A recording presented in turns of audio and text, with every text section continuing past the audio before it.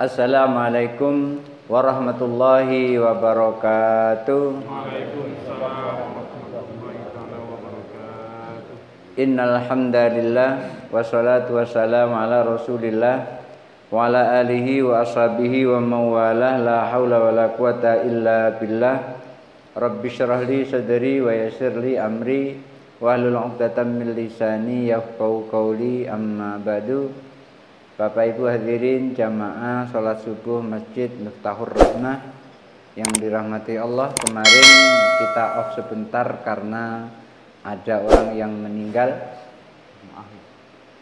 dan sama juga di Masjid Al-Hikmah Kebun Kopi. Nanti sore maghrib itu juga karena ada yang meninggal off dulu. Karena penting juga untuk mendoakan orang yang telah meninggal. Kemarin kita membahas tentang takhalli, kemudian tahalli, kemudian akan muncul tajalli. Takhalli itu artinya mengosongkan diri dari semua yang ada. Kemudian setelah hati ini kosong, baru kemudian kita melakukan tahalli. Tahalli maksudnya menempatkan di dalam hati yang kosong tadi hanya Allah Subhanahu wa ta'ala. Semua yang ada itu dinafikan, yang ada hanya Allah Subhanahu wa ta'ala di dalam hati. Dan itu memang sulit, kita semua belum bisa melakukan itu, tapi kita bisa berusaha semaksimal mungkin. Ketika kita sholat, kita melakukan takhalli. Yang ada di dunia ini semuanya tidak ada, kita nafikan, kita tinggalkan. Yang kita ingat saat itu hanyalah Allah Subhanahu wa ta'ala, yaitu tahalli mengisi kekosongan itu dengan kehadiran Allah Subhanahu wa ta'ala. Itulah maka pentingnya di dalam sholat itu ada huzurul qalbi, menghadirkan hati. Hatinya hadir, maka sholatnya tidak akan lalai dari Allah Subhanahu wa ta'ala. Kemudian yang kedua, syuhudul akli, akalnya sadar, maka tidak akan terlupa bacaan-bacaan yang ada di dalam sholat, dan juga tidak akan lupa dengan rakaat-rakaat yang ada di dalam sholat itu. Rakaat pertama, kedua, ketiga, atau keempat tidak lupa karena menghadirkan akalnya. Syuhudul akli, akalnya itu sadar. Kemudian khudu'ul arkan, sholatnya menjadi sah menurut syariat. Karena apa? Ngikuti rukun-rukun sholat. Rukun sholat apa? Diikuti. Sunnah-sunnahnya urutannya apa? Diikuti. Tartibnya diikuti. Ketika diikuti itu secara fikih sholatnya sah, secara fikih. Kemudian yang keempat, khusyu'ul jawarih, anggota tubuhnya khusyuk. Anggota tubuh khusyuk itu begini, anggota tubuh khusyuk itu di dalam sholat tidak banyak gerak anggota tubuh. Lalu gimana kalau gerak sedikit kurang dari 3 kali berturut-turut tidak mengapa, asal ada kepentingan. Kalau tidak ada kepentingan tidak boleh. Misalnya gatel digaruk, enggak apa-apa gatel digaruk, asal jangan garuknya 3 kali berturut-turut, berlebih-lebihan tidak boleh. Tapi kalau tidak gatel terus garuk-garuk, itu malah makruh hukumnya.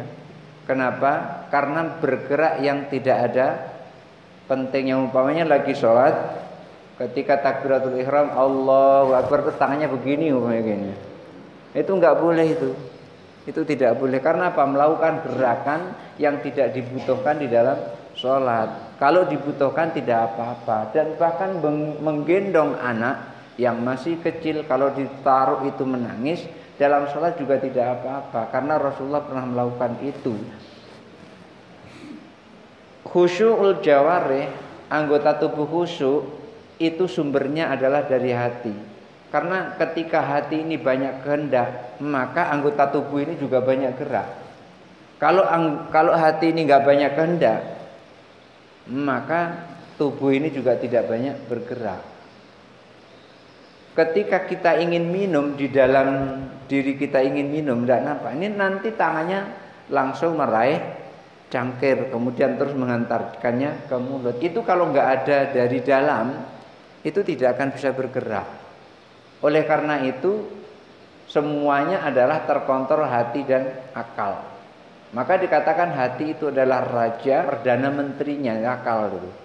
Awal mulanya adalah dari hati, kemudian akal ini yang memerintahkan seluruh pasukannya, termasuk tangan, kaki, semuanya itu adalah pasukannya, menurut yang disampaikan oleh Imam Al-Ghazali. Oleh karena itu, ketika seseorang telah melakukan takhalli, kemudian terus diisi dengan Allah saja, yang ingat hanya Allah saja, yang lain tidak ingat. Ketika keluar sedikit dari Allah, ingat, langsung tarik lagi, sholat, ingat Allah, begitu seterusnya. Maka nanti akan bisa lama-lama bisa tahalli. Setelah itu nanti akan muncul namanya tajalli, melihat keagungan Allah Subhanahu wa ta'ala di dalam hatinya.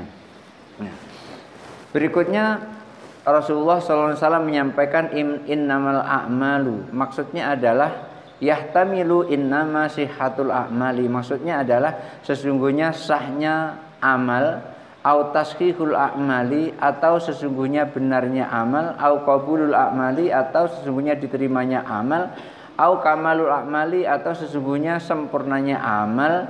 Sesungguhnya sahnya amal, benarnya amal, diterimanya amal seseorang, sempurnanya amal seseorang. Inilah pendapat dalam mengartikan innamal a'malu binniyah itu yang diambil oleh Imam Abu Hanifah rahimallahu taala. Tetapi wa yustasna bil minal a'mali, amal yang dimaksud tadi ada pengecualian, maka namin qabili turuki, kalau itu dari sisi meninggalkannya, ka izalatin najasati waraddil husubi wal awari, seperti menghilangkan najis. Menghilangkan najis itu sahnya itu tidak berdasarkan niat, tapi sahnya berdasarkan hilangnya najis itu sendiri. Kalau ibu pengen menghilangkan najis yang ada di dalam pakaian suami ibu atau pakaian ibu sendiri, maka itu harus dicuci sampai bersih, tidak tergantung pada niat. Sahnya hilangnya najis tidak tergantung pada niat, tapi tergantung pada hilangnya bau, warna dan rasanya. Jadi kalau terkena tai ayam, ditengok ada enggak tai ayamnya. Setelah ditengok, oh tidak ada, kemudian dilihat warnanya ada apa tidak, tidak ada. Kemudian dicium baunya, ada enggak? Oh enggak ada. Terus dijilat rasanya, masih ada rasa tai ayam apa tidak? Nah, kalau masih ada rasa tai ayam, nah itu berarti belum sah itu nyucinya. Makanya untuk menghilangkan najis, namanya najis itu kan sesungguhnya ada 3, walaupun ada 4 ini tidak najis. Yang pertama itu namanya najis mughalladhah, najis besar. Najis besar itu apa? Najis yang berasal dari anjing dan babi. Air liur anjing, kotorannya anjing, bulunya yang basah dari bulu anjing, seluruhnya yang ada pada diri anjing dan babi itu menghadirkan najis mughalladhah atau najis berat. Gimana cara menghilangkannya? Dicuci sebanyak 7 kali. 7 kali. Salah satu dari 7 ini dicampur dengan tanah. Ustaz, kami sudah pakai rinso, pakai etek, pakai boom. Walaupun pakai rinso, etek dan boom, itu tidak akan membersihkan najis berat, najis yang berasal dari anjing dan babi. Maka salah satu dari 7 kali cucian tadi itu harus dicampur dengan tanah. Gimana mencampurnya dengan tanah? Yang mencampur dengan tanah boleh di tengah, boleh di awal, asal jangan di paling akhir. Karena kalau di paling akhir nanti berakhir dengan tanah semua. Maka yang lebih bagus itu adalah dicuci dulu, kemudian disabun. Sudah itu dibilas, sudah itu dicampur, dilumuri tanah, dilumuri tanah. Sudah dilumuri tanah, kemudian dibilas lagi. Sudah dibilas, kemudian dicuci lagi dengan sabun. Dibilas lagi, dicuci lagi dengan sabun. Bilas sampai ke 7 kali itu dicuci dengan air. Jangan dengan tanah. Kalau dengan tanah nanti kita jemur semuanya tanah. Makanya boleh dicuci dengan tanah memang harus, karena syaratnya untuk menghilangkan najis berat adalah dicuci dengan tanah, tapi jangan terakhir. Saran saya dan yang disampaikan oleh Abu Hurairah juga begitu. Jangan yang paling terakhir tanahnya. Walaupun tetap suci, walaupun terakhir tetap suci, cuman kelihatannya kotor tanah baju itu, apalagi bajunya putih. Tanahnya agak kehitam-hitaman, nanti warnanya jadi enggak karu-karuan. Yang kedua itu ada najis namanya najis mukhaffafah, najis ringan. Najis ringan itu najis yang berasal dari kencing bayi laki-laki yang belum berumur 2 tahun, yang belum makan apa-apa kecuali ASI. Jadi hanya makan ASI. Jadi kalau dia kencing kepada ibunya atau kepada neneknya atau kepada siapanya lagi digendong, ini langsung cur ke badan. Baru digendong kayak gini langsung mancur ke depan. Itu biasanya kalau nenek yang baik itu dia tidak marah melihat cucunya ngencingin, dia nggak marah, malah dipujinya, Masya Allah cucuku pinter, pagi-pagi lah sudah mandiin nenek, kayak gitu. Itu kalau neneknya baik nih. Tapi kalau neneknya kurang baik, biasanya neneknya kurang ajar, digendong malah ngencingin. Itu kalau neneknya kurang baik. Tapi kalau neneknya baik begitu.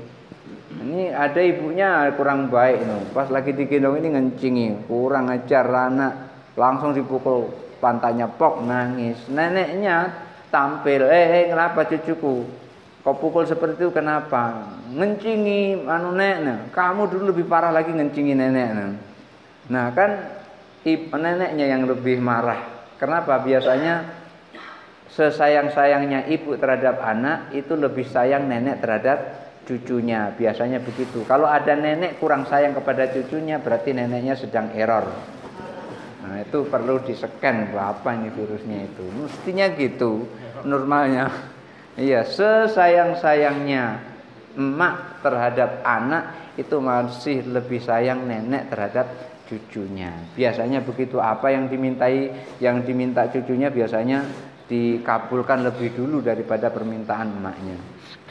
Nah, yang ketiga itu namanya najis mutawasithah. Kalau najis mukhaffafah tadi dari kencing bayi laki-laki tadi itu menghilangkannya gampang. Cukup tangan ini ngambil air, dipercikkan saja ke tempat yang terkena najis. Kalau di sini ya udah ambil kayak gini aja. Tidak mesti harus basah semua. Yang penting syaratnya dipercikkan air ke tempat yang terkena. Tapi dengan syarat bayi laki-laki yang belum berumur 2 tahun dan belum makan apa-apa kecuali air susu ibu. Tapi kalau udah masuk pisang, masuk bubur, nah itu sudah najis mutawasithah, itu najis sedang itu sudah.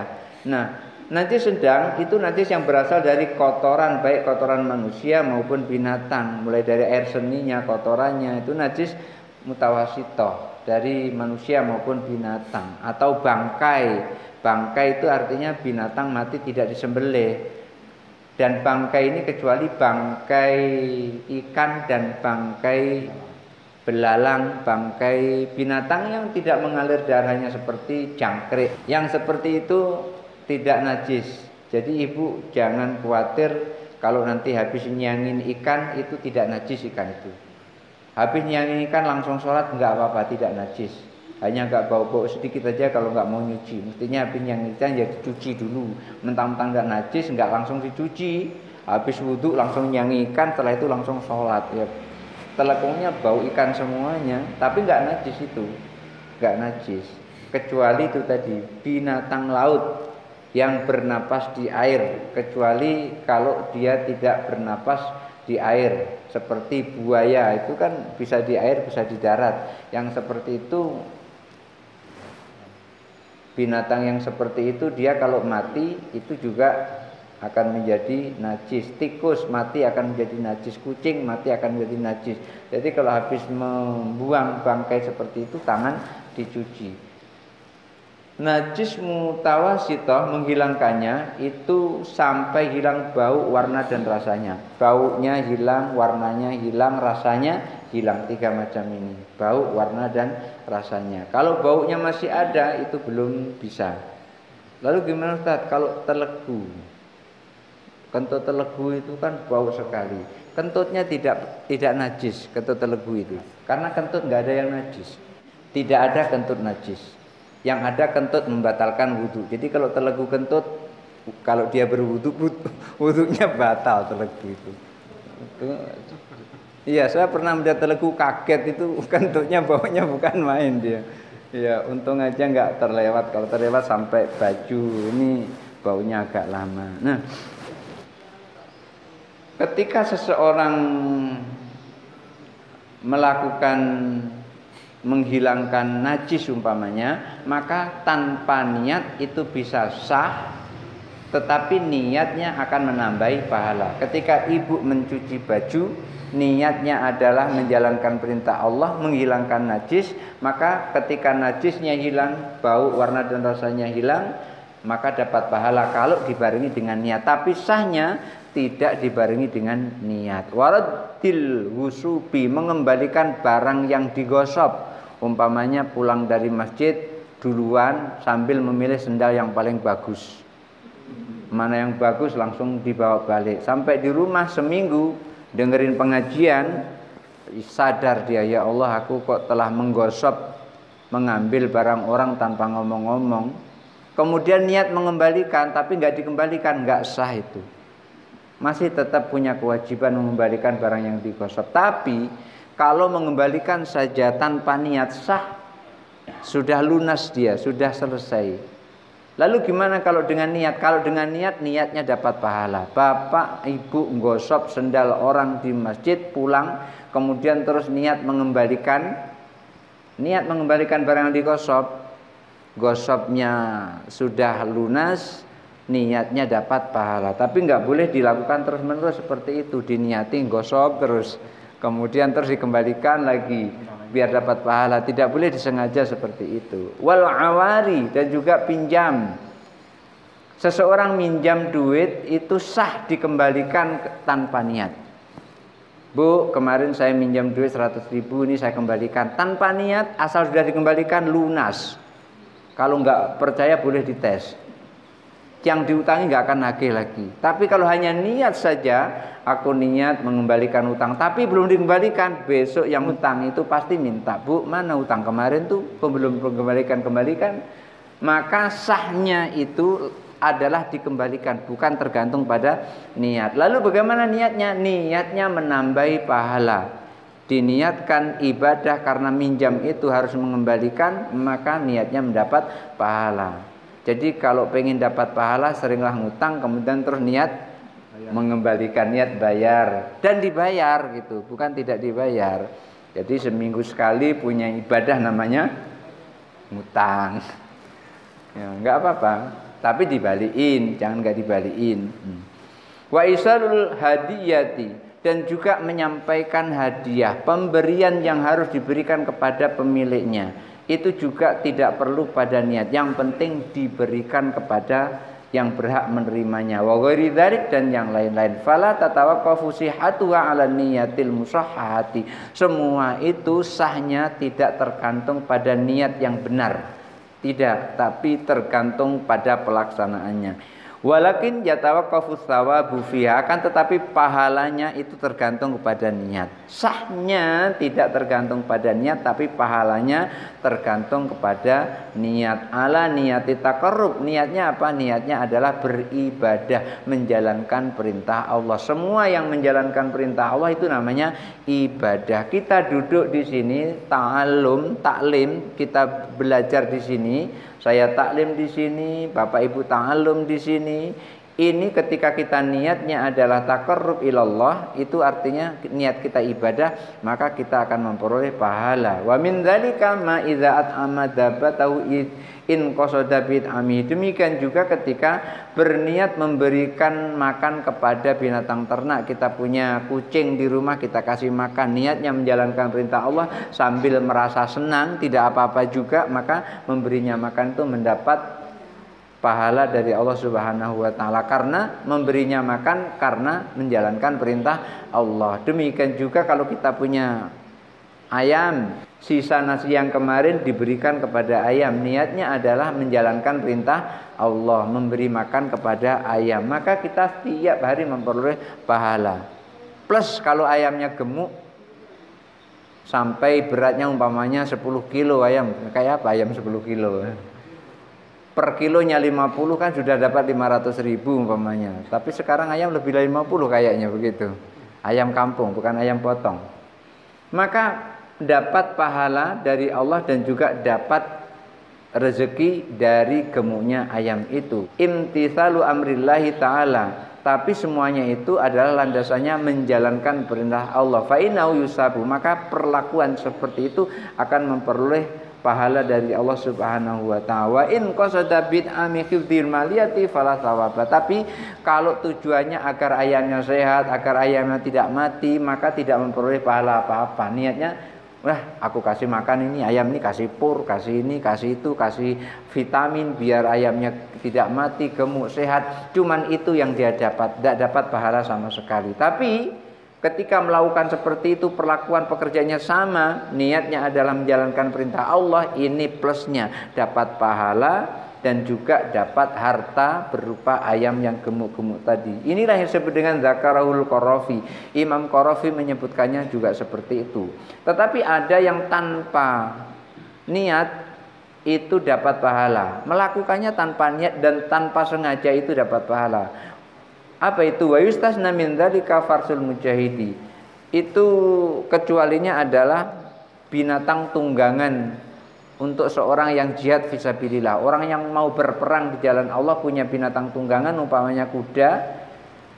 Idza rabata fisabilillah fa innaha, kalau orang itu mengikatnya pada saat mau perang di jalan Allah, mengikatnya di pohon atau di mana gitu, kebetulan di situ ada air, lalu kuda itu minum, walaupun dia tidak sengaja atau tidak berniat ditaruh di situ supaya minum, lalu idza syaraba, apabila binatang itu minum, kuda itu minum, wa la yuridu sakyuha, padahal si pemilik yang menambatkan kuda tadi tidak menginginkan kudanya itu minum, pokoknya hanya ditambatkan, maksudnya jangan lali, usiba ala dzalika. Orang yang menambatkan kuda itu memperoleh pahala. Kenapa? Kudanya minum atau kudanya makan di sekitar situ menjadikan kuda itu kuat dan bisa diajak untuk berperang di jalan Allah. Kama fi Sahih Bukhari, ini disebutkan di dalam kitab Sahih Bukhari. Wa kadzalika zaujatu, demikian juga istri.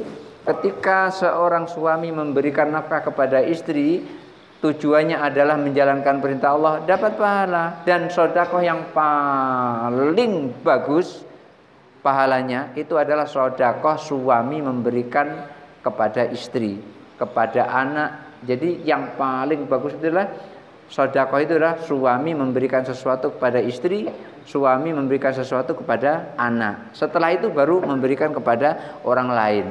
Jangan orang lain dulu, tetangga dibagi rata dulu, tinggal 100.000 dikasih ke istri.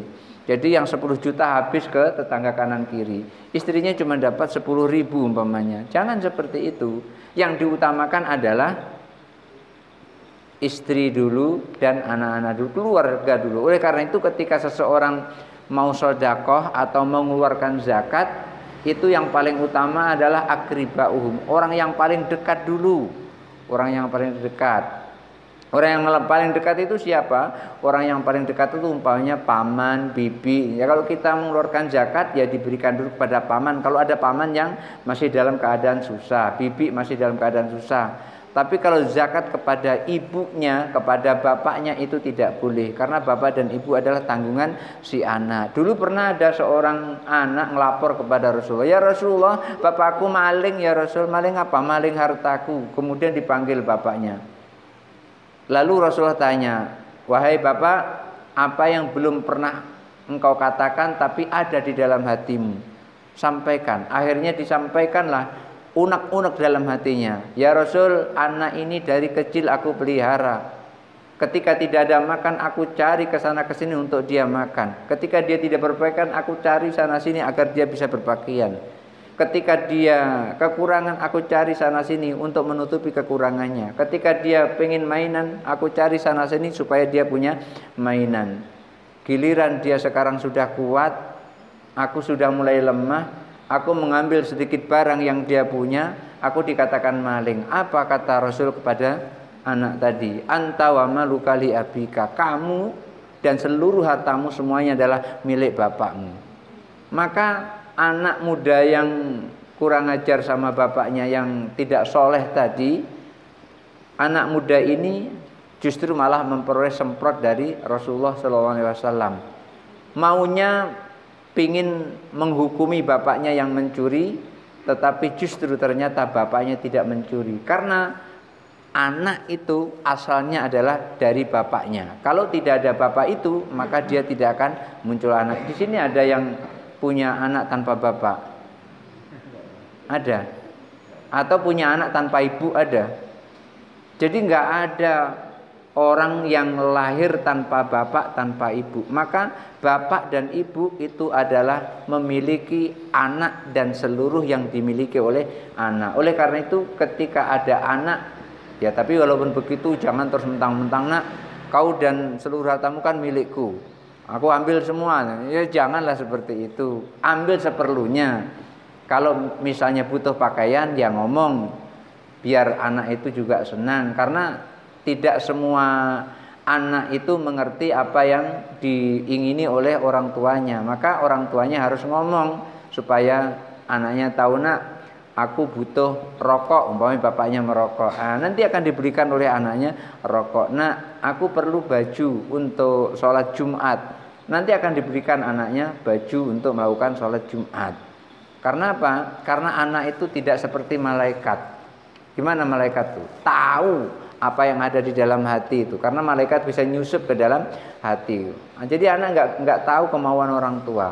Jadi orang tua harus ngomong kepada anak kalau pengen ini, pengen itu. Untuk apa? Supaya anak tahu apa maunya orang tua. Seperti anak kan ketika minta sama orang tua juga ngomong.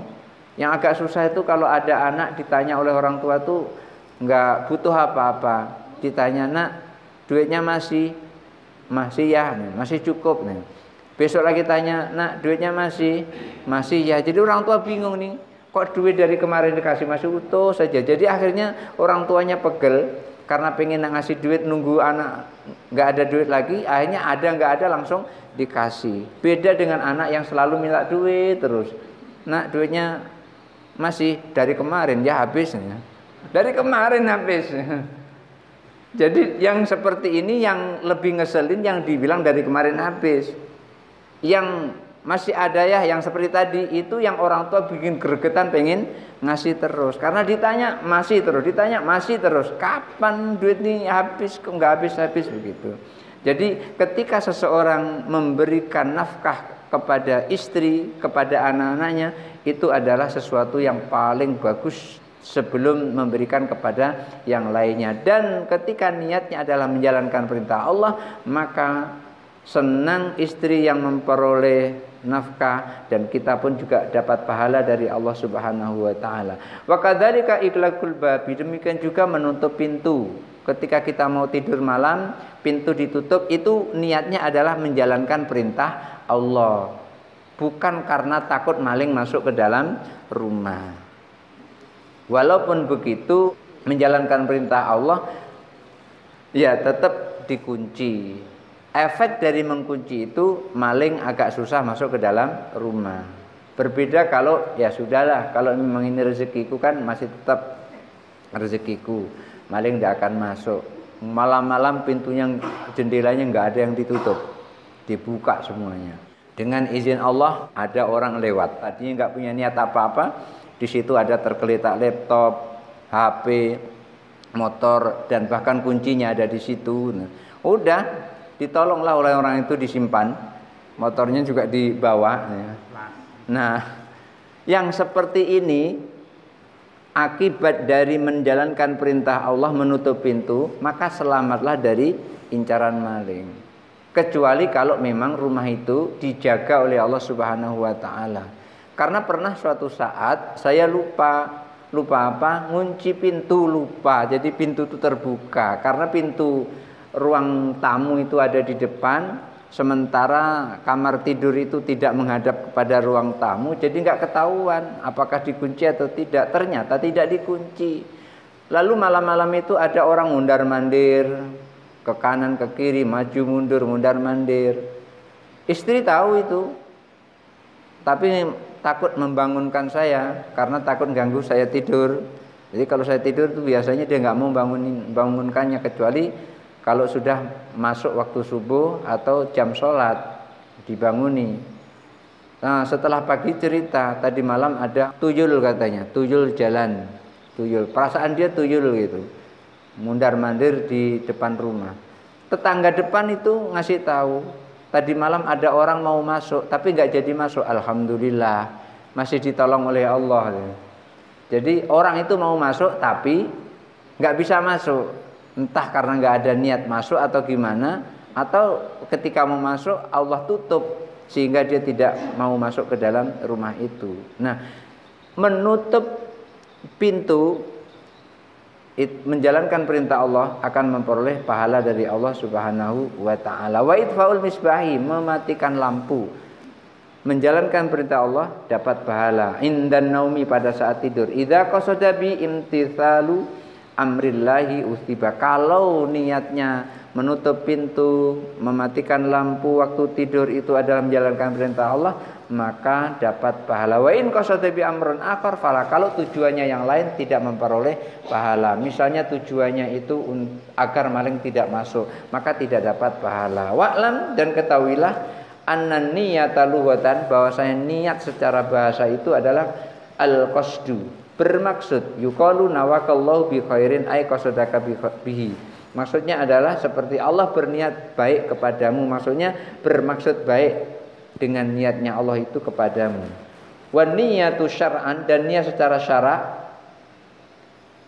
qasada syai' muqtarinan bi fi'lihi, menghendaki sesuatu atau bermaksud kepada sesuatu tapi langsung dijalankannya. Umpamanya ketika kita niat sholat, niat sholat itu setelah usolli fardal maghribi thalatha raka'atin mustaqbilal qiblati ada nillahi ta'ala, itu langsung dijalankan. Tidak boleh kita sudah niat gitu kemudian terus maraton dulu gitu, kemudian terus balik lagi ke sini. Enggak boleh seperti itu, harus dijalankan. Enggak boleh ada jeda, enggak boleh ada senggang waktu. Jadi yang namanya niat itu begitu niat langsung dijalankan. Umpamanya niat tahun ini mau menyembelih binatang kurban, niat itu, setelah niat itu langsung dijalankan. Dijalankan beli kambing atau menyerahkan duit ke pengurus masjid. Kemudian pas hari nahar itu langsung dipotong. Itu namanya niat. Jadi muqtarinan bi fi'lihi. Jadi langsung bersamaan dengan niat itu, tidak jeda berapa lama, sesuai dengan perbuatannya, seperti dengan ibadahnya itu langsung atau tidak langsung. Umpamanya naik haji itu nggak bisa niat naik haji kemudian terus langsung berangkat, nggak bisa. Kalau niat naik haji, bukti niatnya dan perbuatannya itu adalah begitu niat naik haji langsung daftar ke Departemen Agama, ke Siskohat. Itu artinya sudah niat kemudian langsung dibarengi dengan perbuatan. Apa perbuatannya? Tor on ONH 25 juta setoran pertama, 25.200.000, begitu seterusnya. Fa idza qasada wa tarahi anhu fa huwa azmun. Kalau sudah berniat tapi enggak dijalan-jalankan, itu namanya cita-cita. Saya mau haji tapi sudah sekian lama enggak daftar-daftar. Itu namanya cita-cita. Artinya saya bercita-cita ingin menunaikan haji, belum niat. Tapi kalau sudah niat itu langsung membayar porsinya. Wa syuri'atin niyatu litamyizil adati minal ibadati. Dan niat itu disyariatkan.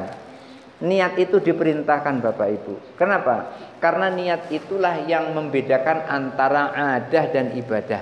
Apa itu adah? Kebiasaan. Apa itu ibadah? Ibadah itu mendekatkan diri kepada Allah, taqarrub. Niat itu yang membedakan antara adah dan ibadah, antara kebiasaan dan ibadah. Contoh, kita kan duduk seperti ini. Ini duduk seperti ini secara adah kita istirahat. Habis sholat istirahat, duduk-duduk, minum-minum, itu kan. Tapi ketika kita niatkan nawaitul i'tikafa fi hadzal masjidi lillahi ta'ala, aku niat i'tikaf di masjid ini karena Allah Ta'ala, maka duduk kita ini menjadi ibadah. Sama-sama duduknya, sama-sama tempatnya, sama-sama gerakannya, dan bahkan sambil minum juga sama. Yang satu ibadah, yang satu hanya duduk saja tanpa ibadah. Karena ada kebiasaan orang duduk itu untuk istirahat. Akan tetapi ketika ada niat, maka jadilah itu ibadah. Jadi niat itu untuk membedakan antara adah, kebiasaan, wal ibadah dan ibadah. Aulitu mayyizaru tabil ibadati ba'dua an ba'din. Atau untuk membedakan tingkatan ibadah seseorang antara satu dengan yang lain. Sama-sama sholat 2 rakaat, itu bisa berbeda. Yang satu sholat subuh, yang satu sholat sunnah. Itu yang membedakan apa? Niat. Sama-sama 2 rakaat, sama-sama 3 rakaat. Itu juga yang membedakan adalah niat. Contoh, qadha sholat maghrib berapa rakaat? 3 rakaat.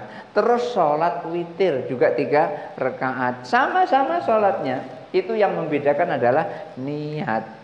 Ya, kita duduk seperti ini antara yang satu yang lain bisa berbeda. Apa yang membedakan? Adalah niat. Fal mithalul awwalu, misal yang pertama, contoh yang pertama tadi sudah saya sampaikan, al julusu fil masjid, duduk di masjid. Qad yaqsudu istirahati fil adati, kadang-kadang duduk di masjid itu hanya untuk istirahat, ada yang baring. Dan bahkan baring itu sendiri bisa ibadah kalau niatnya adalah iktikaf, kecapean duduk lalu baring, kecapean sholat, kecapean zikir, lagi duduk, kemudian ngurusi pinggang, baring dulu. Itu nilainya adalah ibadah. Waqat yaqsudu lil ibadati, kadang-kadang orang duduk di masjid itu niatnya adalah ibadah. Ada niatnya hanya istirahat saja, ada niatnya ibadah. Sama-sama duduknya. Niat ibadah apa? Lil iktikafi, untuk beriktikaf. Fal mumayyizu bainal ibadati wal adati wan niyatu, yang membedakan antara ibadah dan adah, ibadah dan istirahat tadi, ibadah dan duduk santai tadi, itu adalah niat. Wa kadzalikal ghuslu, demikian juga mandi. Qad yaqsudu bihi tangdhiful badan fil adati, mandi itu kadang-kadang niatnya hanya membersihkan badan. Contoh, Bapak Ibu tadi sebelum sholat subuh kan ada yang mandi. Ibu, Bapak ada yang mandi kan? Ada mandinya itu adalah mandi adah agar bersih saja badan. Tapi ada mandinya itu nilainya ibadah. Kenapa? Mandinya diniati mandi sunnah untuk pergi ke masjid. Karena apa? Menjalankan perintah Allah. Maka dapat pahala yang seperti itu. Ada yang mandi saja tidak dapat pahala, ada yang mandi dapat pahala, ada yang mandi pahalanya lebih besar lagi. Mandi apa itu? Mandi wajib. Ketika niat mandi wajib, maka pahalanya lebih besar karena mandinya adalah wajib. Tidak dikerjakan, sholatnya tidak sah. Tapi kalau mandi sunnah tidak dikerjakan, sholatnya tetap sah. Tapi mandi wajib ada syaratnya. Tidak sembarangan mandi wajib. Syaratnya kalau suami harus punya istri, kalau istri harus punya suami. Tidak dikatakan suami kalau tidak punya istri. Tidak dikatakan istri kalau tidak punya suami. Adanya suami karena punya istri. Kalau nggak punya istri namanya duda. Kalau nggak punya suami namanya janda. Ya. Kalau duda itu ya jarang-jarang itu mandi wajib, jarang-jarang tuh kalau duda mandi wajib. Saya melihat ada di dekat rumah itu kemarin waktu istrinya meninggal, airnya nggak berhenti-berhenti menetes. Tapi nggak berapa lama kemudian ketemu dengan saya waktu saya duduk di kantor KUA, datang ke sana. Pak, ini siapa? Calon istri Ustadz. Oh, rupanya pengen ibadah, ya. Pengen ibadah. Waktu saya bertugas di KUA Danau Teluk, ada kakek-kakek umur 76 tahun. Saya masih ingat, umur 76 tahun kakek-kakek itu. Membawa seorang perempuan umur 56 tahun. Berapa selisihnya? 20 tahun ya. Membawa ibu-ibu umur 56 tahun. Dan di situ juga daftar nikah. Saya cerita dengan kawan, namanya Ibu Hajah Kiki namanya, kawan di kantor.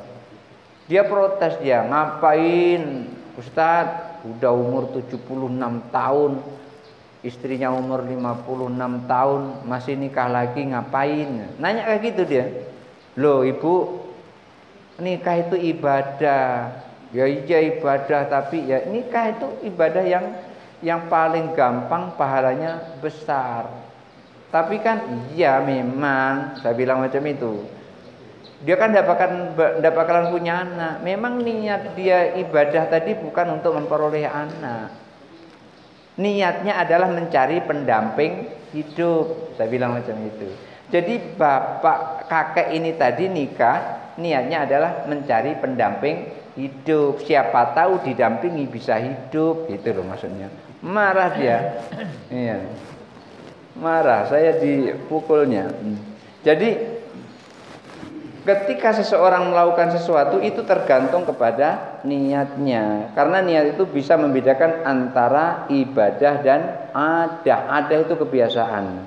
Wa ila hadzal makna asyara Nabi sallallahu alaihi wasallam khina su'ila rajulu. Inilah Nabi mengisyaratkan ketika ada orang bertanya kepada Rasul, yuqatilu riya'an wa yuqatilu hamiyatan wa yuqatilu saja'atan. Orang itu berperang karena riya atau berperang karena keberanian, berperang karena riya atau berperang karena gagah-gagahan atau berperang karena keberanian. Ayu dzalika fisabilillah taala. Yang mana ya Rasul yang disebut dengan jihad fisabilillah? Orang dikatakan berperang di jalan Allah itu yang mana? Perang karena pamer, perang karena menunjukkan kekuatannya, perang karena pengen dikatakan orang gagah. Yang mana itu yang disebut dengan fisabilillah? Ada orang bertanya kepada Rasul seperti itu. Rasul menjawab, man qatala litakuna kalimatullahi hiyal ulya. Siapa orang yang berperang agar kalimah Allah itu tinggi, bahwa fisabilillahi ta'ala, itulah yang disebut dengan fisabilillahi ta'ala. Orang yang berjihad fisabilillah bukan karena pamer dia seorang mujahid, bukan karena unjuk keberanian, bukan karena unjuk kekuatan, tetapi yang disebut dengan perang fisabilillah, jihad fisabilillah adalah orang yang ketika dia perang itu hanya ingin kalimat Allah melambung tinggi, li'i'la'i kalimatillah, untuk meninggikan kalimat Allah Subhanahu wa taala. Bapak Ibu hadirin yang dirahmati Allah Subhanahu wa taala, barangkali itu saja dulu yang bisa saya sampaikan, mudah-mudahan ada manfaatnya. Hadanallahu wa iyyakum ajmain wallahu muwaffiq ila aqwamit thariq. Wassalamualaikum warahmatullahi wabarakatuh.